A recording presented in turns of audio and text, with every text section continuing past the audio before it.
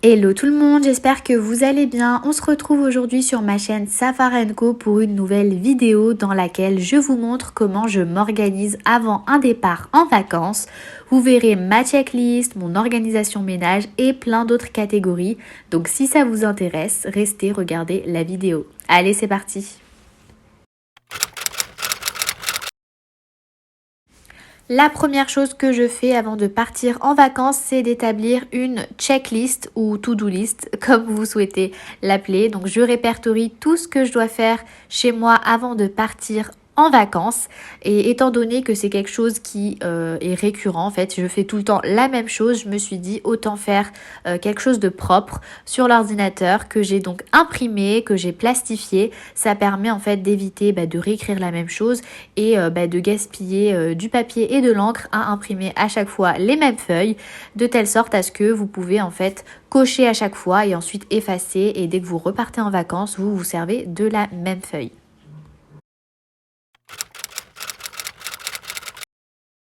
Je prépare toujours avant de partir mon menu pour le mois, comme ça m'évite de me casser la tête en rentrant à réfléchir à qu'est-ce que je vais faire à manger, et j'en profite également pour faire ma liste de courses en fonction du menu que j'ai fait.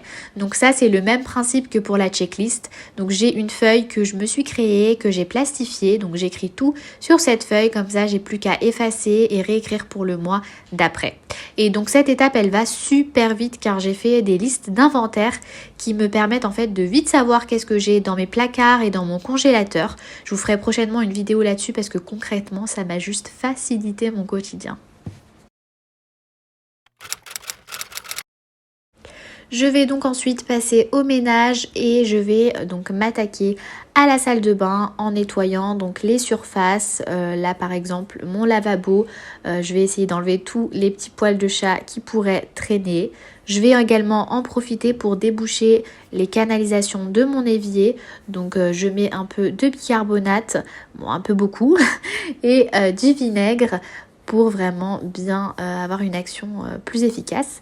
Et je vais en profiter également pour mettre de l'eau chaude pour pouvoir tout simplement rincer le tout. Je vais également donc faire le plein du savon liquide pour les mains, donc vraiment remplir tout ce qu'il y a à remplir. Ça fera vraiment des tâches en moins à faire en rentrant de vacances. Ensuite, je vais en profiter également pour dépoussiérer le meuble que j'ai dans ma salle de bain et remettre tous les objets à leur place.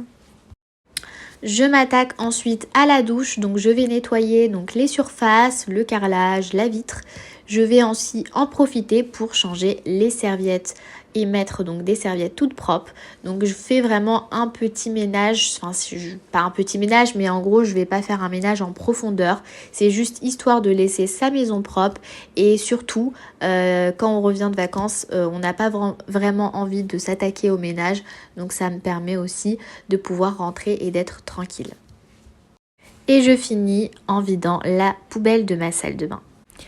Au niveau de la chambre à coucher, je vais changer tous les draps pour vraiment du coup rentrer et avoir de nouveaux draps bien propres, et surtout pour laver ceux-là. Donc en général, je change les draps régulièrement, mais vraiment j'en profite lorsque je pars en vacances pour le faire, de telle sorte à ce que lorsqu'on rentre, vraiment la satisfaction de dormir dans des draps tout propres, vraiment je m'en lasse pas, donc je le fais systématiquement. Et je vais dépoussiérer les surfaces des meubles qui se trouvent dans la chambre. Et là, ça va très vite étant donné que j'ai que les tables de chevet à dépoussiérer. Je vais donc ensuite lancer une machine pour vider mon bac à linge et éviter en rentrant de vacances de me retrouver avec une tonne de machines à faire, à savoir donc déjà les machines qu'on fait en général en rentrant de vacances pour laver notre linge de vacances, plus les machines qu'on n'a pas fait avant notre départ. 2 semaines avant mon départ, je fais en sorte de vider au maximum mon frigo et mon congèle. Lorsque je pars plus de 2 semaines, je vais les vider complètement pour pouvoir débrancher mon frigo. Mais là, étant donné que je partais que pour 10 jours, je vais utiliser au maximum les denrées qui sont présentes, mais sans non plus me mettre la pression à tout devoir utiliser. La veille de mon départ, je vais nettoyer mon frigo de telle sorte à ce qu'il soit déjà propre lorsque je ferai mes courses en rentrant de vacances. Ça sera une chose de moins à faire en rentrant. Pour les courts séjours, étant donné que je ne vide pas entièrement mon frigo et mon congèle, je fais attention à ce qu'il ne me lâche pas en pleine vacances. J'utilise donc l'astuce qui est très connue, je pense que vous avez déjà dû la voir sur Pinterest par exemple ou en cherchant sur Google. C'est l'astuce de la pièce dans le gobelet. Donc vous remplissez un gobelet, donc moi j'ai pris un récipient en plastique que vous remplissez d'eau, que vous mettez au congélateur. Une fois que l'eau s'est totalement congelée, vous disposez une pièce sur le bloc de glace et vous remettez au congélateur. Et donc en rentrant de vacances, c'est le verdict. Si la pièce n'a pas bougé, elle est disposée de la même manière, ça veut dire que c'est bon, tout est nickel, vous n'avez pas eu de panne de courant, votre congélateur fonctionne bien. Par contre, si la pièce est rentrée dans le bloc de glace, là, petite alerte, ça voudrait dire qu'il y a probablement eu une panne de courant ou alors un dysfonctionnement de votre congélateur et un risque du coup que vos aliments se soient décongelés et donc peut-être recongelés par la suite. Je fais également la vaisselle le jour du départ pour ne pas laisser les tasses du petit-déj par exemple ou encore les assiettes du repas et je vais donc ranger toute la vaisselle pour ne pas avoir à le faire en rentrant. Et pareil que pour la salle de bain, j'en profite pour mettre donc du bicarbonate de soude et du vinaigre dans les canalisations. Je pense également à vider les poubelles et ça en général je le fais soit la veille au soir ou le jour J pour éviter au maximum d'avoir des déchets qui restent durant mon voyage, mon absence et donc éviter toutes les odeurs de nourriture. En ce qui concerne le salon, je vais dans un premier temps ranger un peu les affaires qui peuvent traîner sur les surfaces. Je vais ensuite dépoussiérer les meubles, même si à mon retour j'aurai encore à le refaire, au moins je me dis que j'aurai pas une trop grosse couche de poussière à enlever. Et je vais finir par passer un petit coup d'aspirateur et de serpillière au sol et ça en général je le fais dans toutes les pièces.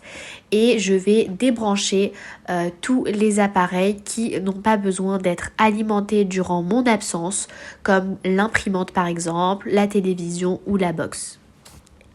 Ça, en général, je le fais dans toutes les pièces, donc que ce soit donc dans la chambre ou le salon.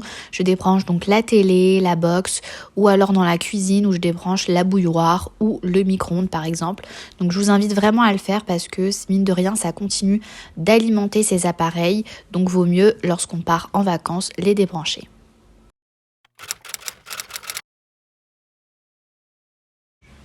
Cette catégorie va vous concerner si vous avez un animal de compagnie. Donc personnellement, quand je pars en voyage, je laisse mon chat chez ma famille ou ma belle famille, qui est d'ailleurs très contente de le garder. Et je prépare en amont tout ce qui sera nécessaire pour sa garde.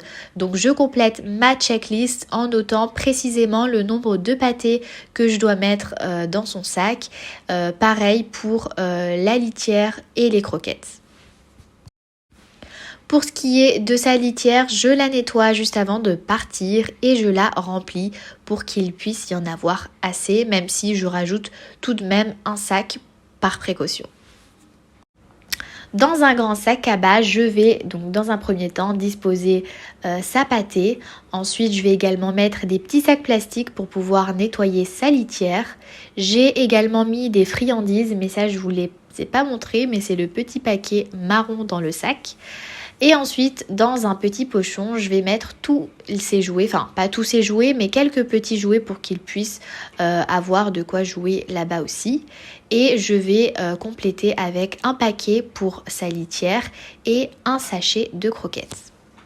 Et concernant ses habitudes de vie, je garde en général une note sur mon téléphone avec plusieurs catégories, le sommeil, le repas, ses habitudes de jeu que j'envoie après aux personnes qui vont le garder. Voilà pour ma routine avant de partir en vacances. N'hésitez pas à me dire en commentaire si vous aussi vous avez une organisation particulière avant de partir en vacances, si vous avez des astuces ou autres.